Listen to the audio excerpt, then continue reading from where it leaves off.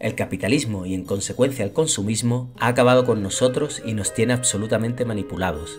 En este punto arranca el protagonista de la película El Club de la Lucha de David Fincher, del año 1999. La película muestra características propias de la época posmoderna, como es la deflación de la función del padre, la caída de los metarrelatos, los valores líquidos y efímeros, incluso la idea de que la producción del sentido es plenamente subjetiva.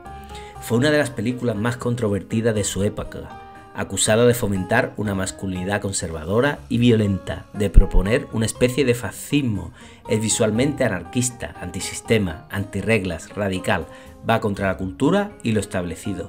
Pero ¿cuál sería su interpretación psicoanalítica? El miércoles en la conferencia hablaremos de ello. Una pista tiene relación con la pérdida del objeto A.